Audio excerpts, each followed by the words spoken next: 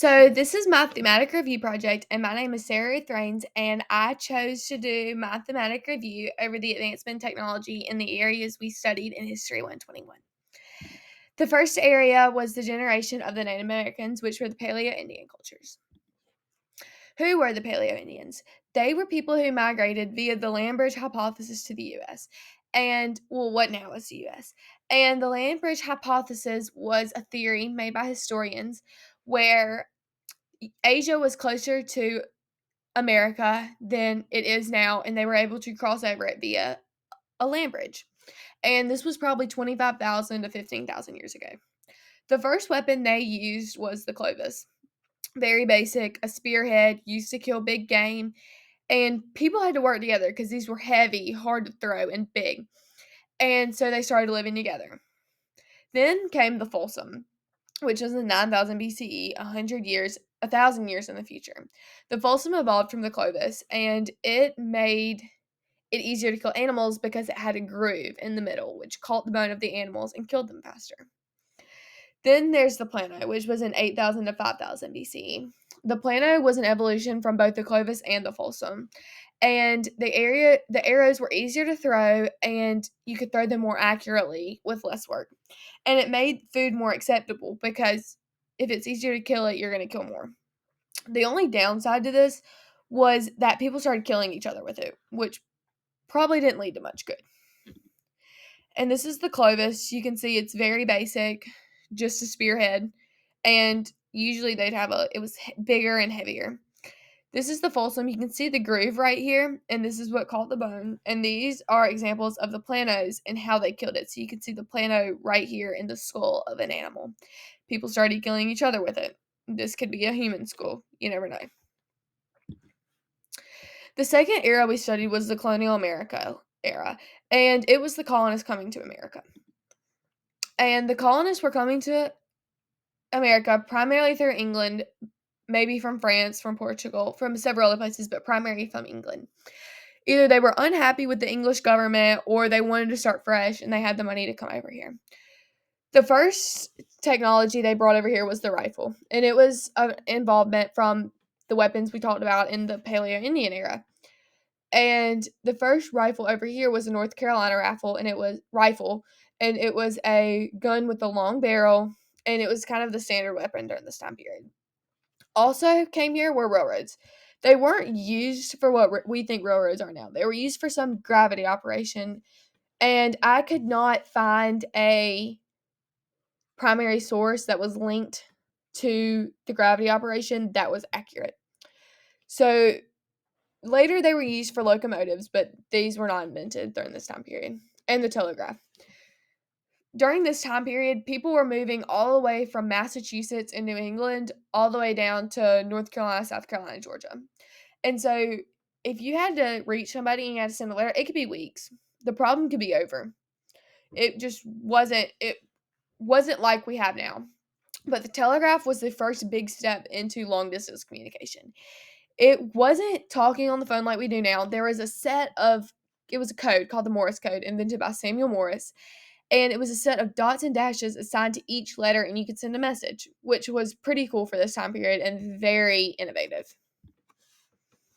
You can see the rifle with the long barrel. It was one of the first guns in the U.S. And this is the railroad. This was not what it was used for at this time period. This is kind of the only visual aid I could find that was the closest to this thing. And this was a telegraph. And this wire was very important because this is what helped it go to long distance. And they used the Morse code. The third era we learned about was the French and Indian War. This was a war and what was used to fight in it. The French and Indian War was a war between the British and the French because they were both trying to send settlers over here and they wanted to know who would become out dominant, and it ended up being the British. So they were all looking, in a time of war, you're going to look for the most advanced weapons because you want whatever is going to give you the advantage in the war. And so the flintlock was a new firearm, which is a gun, and it had a flint striking mechanism. This was where they got flintlock from. And it was created in Europe and primarily used by the British soldiers. And then the Colt revolver came along. It was very, very innovative in this time period. It was an advancement from all the previous guns, and it fixed the problems that the flintlock had.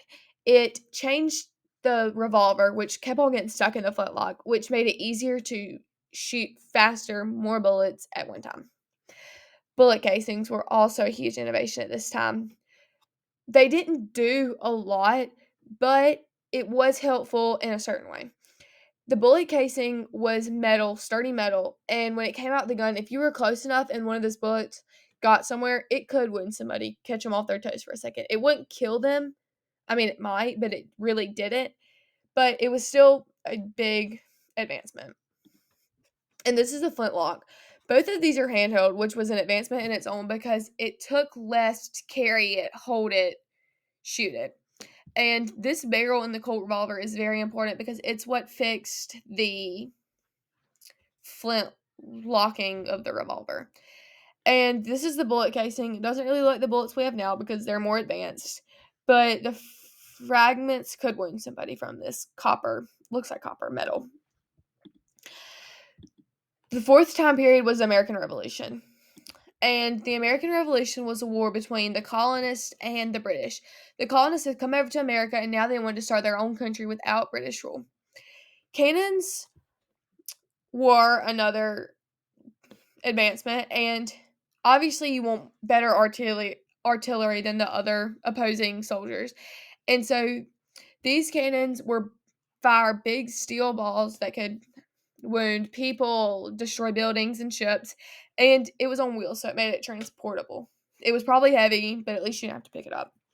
Muskets were arguably the most important technology during this Revolutionary War. It was the most technological weapon of its time, and they had to be handmade by a gunsmith. Obviously, there are no factories at this time, but it took a lot of time to work. And this is a fun fact: it was believed that George Washington ordered all his muskets for the colonists from Philadelphia. The locomotive, like I said in a few eras ago, the railroads were built.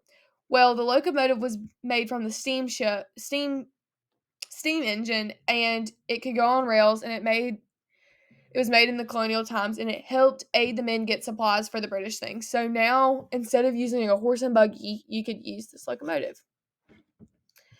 See, this is a cannon with the wheels, and this is where the fire came out. And the muskets, though they weren't handheld, they still fired a lot, and they were really technologically advanced.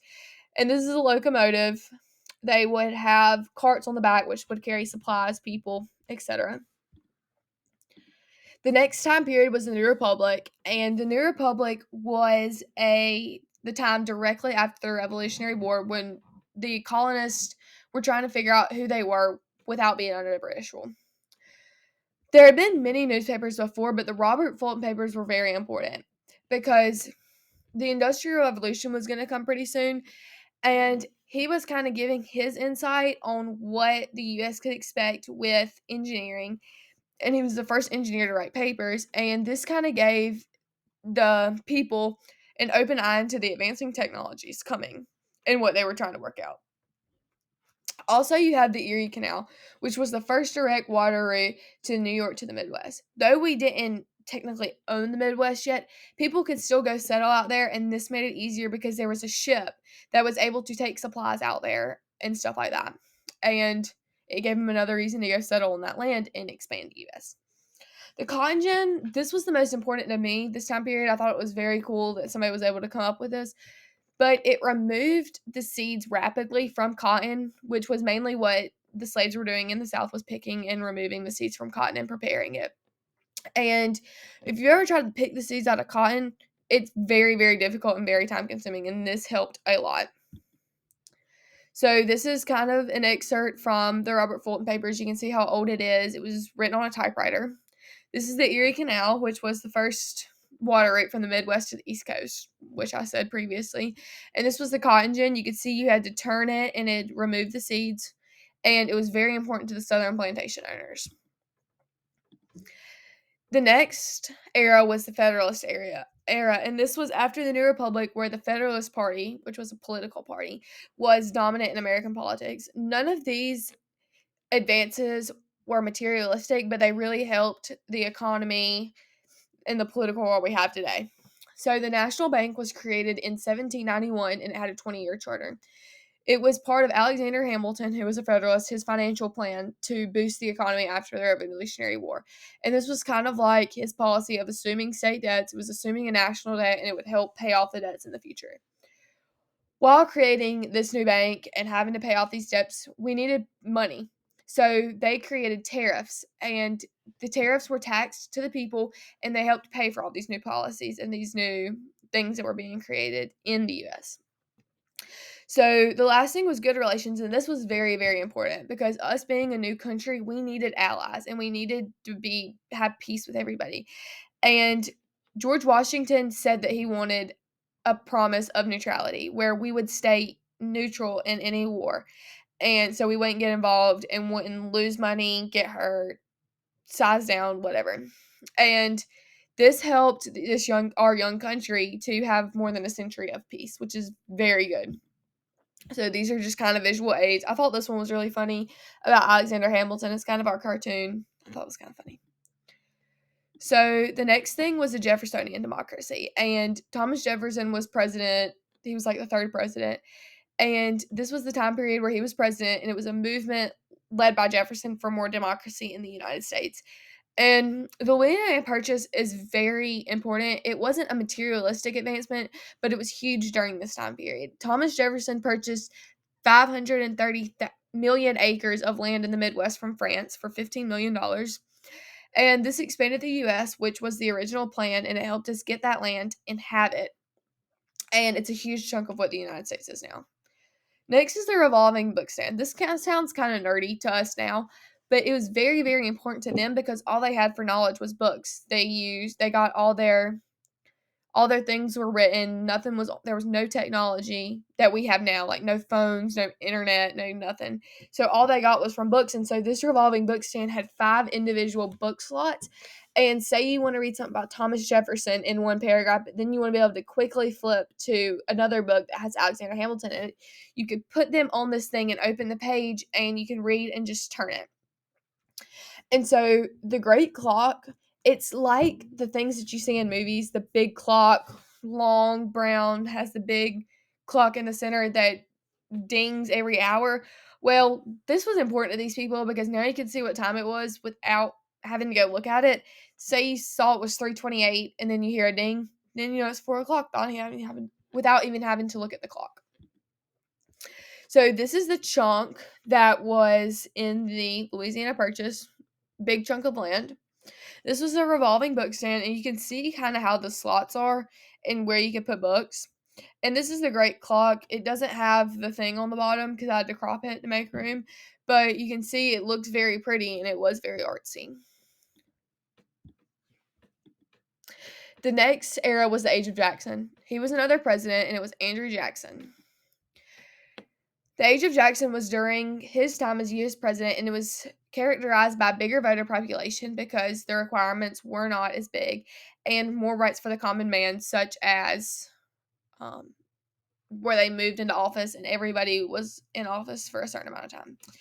Transportation evolved a lot during the Jacksonian democracy. Steamboats, canals, and railroads more advanced and helped people and farmers move to the Midwest where the Louisiana Purchase land was built. And the sewing machine. This was the first major advancement for women, which I found, and it helped women's job in the household. Their jobs were to make clothes, cook, clean. Well, now they could make clothes faster, less time consuming, and more clothes at one time because they weren't having to hand sew. They had a sewing machine. And anesthesia. Anesthesia was the first major medical advancement that we had seen in America. Before, surgeries were probably more painful than the actual problem you were having, but this made it easier and safer for you to go into surgery and have less pain. And it was discovered by William T.G. Morton in 1842. And so this is a new locomotive, a train, which was used to transport people. This was one of the first sewing machines that allowed women to make more clothes at one time. And anesthesia wasn't like the mask we have today. It was more of a medicine. And it made surgery a lot more bearable. The 9th era was westward expansion when we were moving all the way to the west to where California, Oregon, Nevada, stuff like that was. And the westward expansion was vital part in our nation's growth and prosperity, and it was where all the Louisiana Purchase land was being settled. Windmills. Some areas in the Midwest, which is still this way, is still that way now. They had water pumping windmills, so the places with little rainfall could get enough water. And the Transcontinental Railroad linked the newly settled West to the previously settled East, and it made the transport of goods and people easier and faster, and more factories were able to be created in the West due to the Transcontinental Railroad. And the barbed wire helped the farmers because it helped keep stuff in. So say you had cows you didn't want to escape, you put them in the barbed wire so then they wouldn't want to get hurt and leave. And it could also keep dangerous animals such as foxes, stuff like that, who could attack your animals and keep them out. This was one of the first windmills. It was one of the water pumping windmills, and it just turned with the wind to create and pump up water. The Transcontinental Railroad linked the west to the east, and you can see that here. There's a lot of work going into this. And the barbed wire had little spiky things so they wouldn't be able to get out and it would hurt them. And finally, the last time period we talked about in this class was the Civil War, and it was the new technology in the time of war in the U.S. where we were fighting each other. The Civil War was a period of war in the United States where the North and the South were fighting each other, and tensions had been leading prior to the war, and the war ended in 1865 with the Confederate surrender. The Minay ball was a newly designed bullet widely used in the Civil War. The biggest thing was how terrifying it sounded. Please Google what it sounds like. It's like a terrifying, like squealing, whistling noise, like in the movies where you see something, you could hear it going past your ear, and it hit soldiers with a lot more force than it did previously. The ironclads were a new type of warship used in the Civil War. Previously, all the ships were made out of wood, which is easily destructible, especially by the cannons. Well, the ironclads were protected with a metal layer, and it could be protected better from fighting, from shooting, and from cannons. Balloons. This sounds really stupid. I know it does. But balloons played a big part in the Civil War, but they're not like the party balloons we think of. They were hot air balloons. And the Union, which was the North, used these balloons to fly over the like south to see what the Confederate were doing and spy. So these are the Minay balls. It's small, but you can see like how technological it is. Look at from the first bullet. Look at how more advanced this is and how better of a design it is. And these are the ironclads. It had iron all right here. So if something like were to be fired on it, it'd be harder to break down. And these are the balloons, kind of like a hot air balloon that you'd see now, that were used to spy on the Confederate. So that is my presentation, and these are my references because I like to reference my sources and give the authors credit. So that's it. Thank you for coming and listening to my project, and I hope you enjoy it as much as I did. Thank you.